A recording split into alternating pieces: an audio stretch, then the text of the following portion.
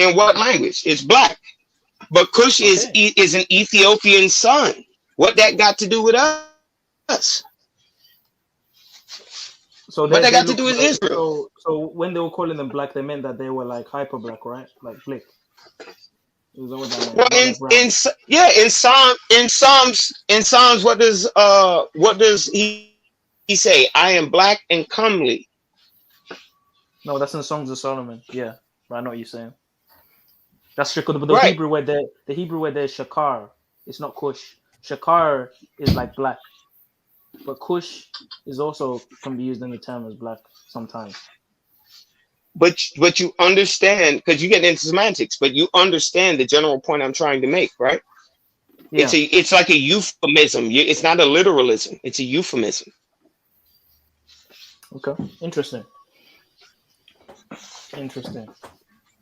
It's no different than when people try to say, I think it's Psalm 1 and 10 is Christ. No, it's not. That's David speaking in third person. It's an illis. Like. Yeah, but David also says, God of my God, Lord of my Lord, my hands and my nails are pierced before me. No, my hands are pierced before me. That's where the Jesus Christ thing was stolen from. Hold on. In the book of Psalms, David is the son of Jesse in Bethlehem, as 2 Samuel says. That's all the hijack that was stolen from the Torah Tanakh to make up that false god, which is Serapis or Baal or Lucifer, the morning star, as even your God admits in that New Testament. He called himself the morning star. The only one morning star I know, and that's Lucifer. But Lucifer doesn't call himself the morning star. Lucifer is called son of the morning. S-O-N. So that's another misunderstanding. So what's the son of the morning? And the word Hallel, which is the term Lucifer in Hebrew, means the shining one. And that simply means someone that outshines others, is special. Hence why Lucifer was a cherub. He was one of the highest angels in heaven before he fell. So it's very easy to misunderstand things when you don't look at the Hebrew. We disagree because Lucifer is not an angel. Lucifer is a man. If you read Isaiah 14, I believe correctly. It's not Isaiah an angel, it's a man. Lucifer says it's a cherub. It clearly says in the Bible he's a cherub. Clearly Lucifer? Says. What verse is that? It's in Isaiah. Let me get the verse. Look at it. Isaiah.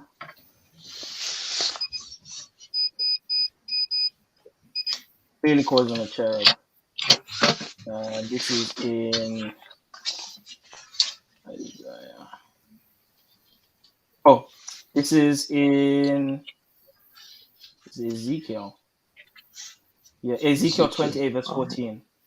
It says, you were anointed as a guardian cherub, for so I ordained you. You were on the holy mount of God, and you walked among the fiery stones. So it clearly says here from the prophet Ezekiel. Hang on. 28 verse 14. It says Ezekiel 28 verse 14. Let me get on with you. It describes Lucifer as a cherub, a guardian cherub, anointed cherub in King James. Okay, Son of Man, 14. So, and we know what a cherub looks like. If you go to where do you see Lucifer being mentioned? But the person they're speaking of here is Lucifer. Right, and I'm asking you, where is that mentioned?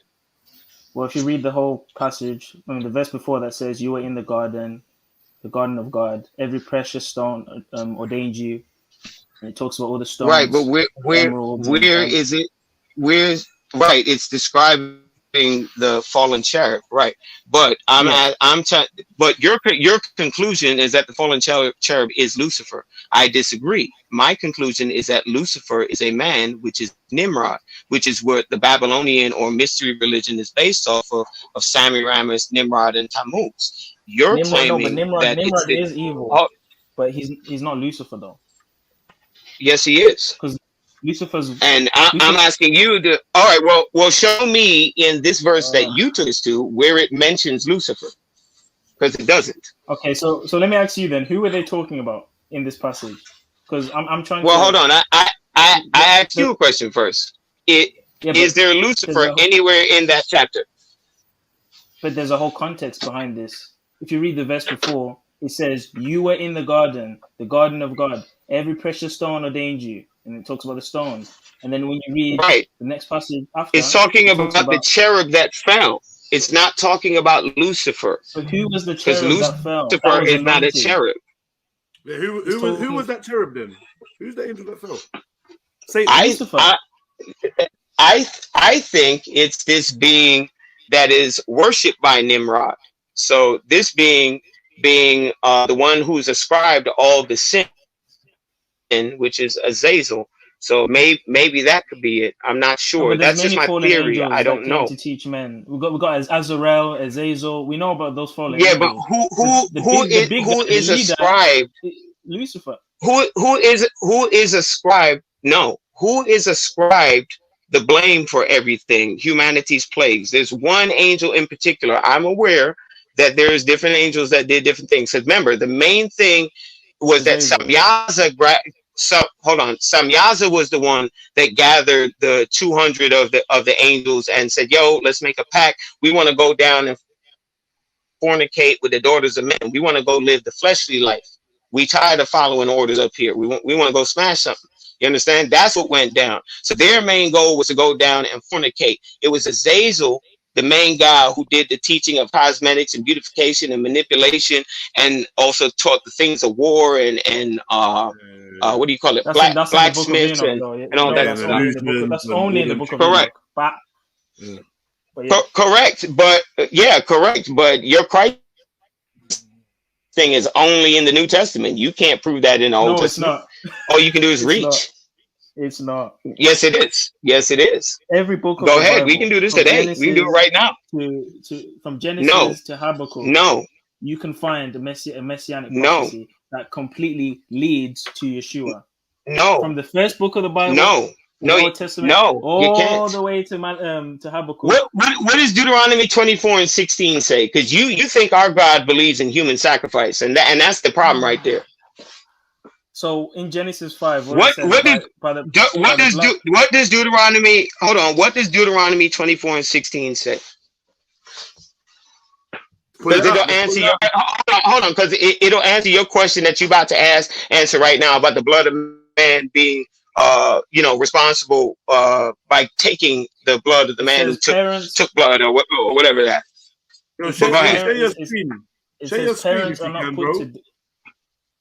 Please, for the audience's sake, please, and for my sake, still. To be fair, but yeah, I got a lot of tabs open. Give me a second. Yeah, take all that porn shit off your computer, bro. There's no porn, man. It's just stuff. Taking notes about the space link stuff earlier. Man. Big booty midgets might have to wait for a while, man. Come on. Right. Yeah, you're a funny dude, man. I love this. We're opening up the book. I love this. Let's go. That's what it's about. Let the book talk. Yeah. Let's go. Fathers should not be put to death for their children, nor shall children be put to death for their fathers. The person shall be put to death for his own sin. For his own sin.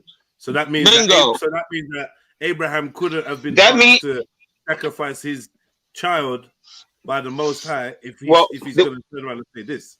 Right. Well, that's twofold. So there's two ways to explore. There's two ways to explore. Right. There's two ways to explore the Abraham thing. We can get into that, but let me piece this together for the brother. So how do you deal with that? If that's pretty much telling you that everybody's responsible for their own deeds, and I have other precepts that back up that one. So it's not just one cherry pick and then I'm going to run with it. We can go to a whole chapter like Ezekiel 18, and the Most High outlines to you what exactly is required from him. He doesn't require anything but your obedience. This is not a God that eats flesh. If he's created all things, why would the killing of an innocent animal or an innocent human being ever satiate any of his needs and requirements if he's an almighty God? It does not make any logical sense. Okay. Are you denying that? Hold on. So just clarification. Are you denying the animal sacrifices? Yes, that's all. That's a result of the lying pen of the scribes. Oh, okay. Now there's no point now, because now you're done. Because I can show. Yeah. Oh man. No, I'm not. I can go. Only place you can go is throughout Leviticus for your basis. for your basis, I can go all throughout the prophets of the book, including David, where they don't do animal sacrifice. And I can go to Jeremiah, where he tells you he didn't tell us to do any of that during the wilderness. No, you're done. You believe in human sacrifice. All right. No. You don't believe in. Hold on. You believe in being a spiritual tip drill. So if any of y'all ever seen the Nelly video, tip drill, when he swipes the credit card down the crack of his shorty's booty, like you guys treat Jesus Christ like that. You guys think that you guys can be scumbags and live whatever your life, and at the end of the day, because you believe in somebody who died for you, that you gonna go to the place that you think you deserve to go. Hell nah, that's not how it works in the Torah Tanakh. This book and this God is about responsibility. The whole reason why we were kicked out of the Garden of Eden or out of eternity was because we failed to take responsibility or accountability. Everybody passed the buck in Genesis, I think it's 3 or 4. Adam passed the buck and the blame to Eve. Eve passed the buck and the blame to the serpent. The serpent ain't give a fuck. You understand? And that's why we got demoted. So the whole thing is about personal accountability and responsibility. Okay, so not swiping Jesus Christ down your butt crack. Okay, so just to clarify for the audience, you deal with the Old Testament only, the Torah and the Tanakh. That's Genesis, Exodus, Leviticus, Numbers, Deuteronomy, the whole thing, yeah. As far as the canonized works, absolutely. Perfect. So in Leviticus 1 verse 1, I'm gonna go through each example of burnt sacrifice. You get your screen you don't have to, because I already know that Ezekiel or Leviticus chapters 1 through I think it's not. All right, go ahead. All right, so the first one. Man, I wish I had my laptop. Go ahead. The first one is Leviticus 1 verse 1, and it says, "Then the Lord called to Moses and spoke to him from the meeting tent."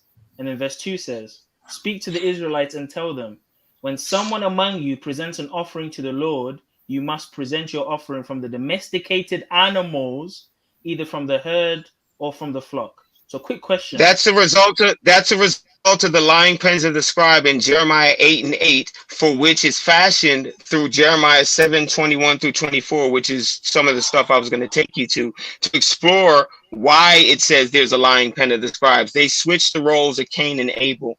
Cain is not the one that brought the oblations. It was Abel that brought oblations. Cain is the one who brought the blood sacrifice or the killing of an animal, which is not what Yah required. Prove it. Go to Jeremiah 7:21. I know about. Hold on. I know about the passage of the. Go. Yeah, but they hold on. They don't know that. So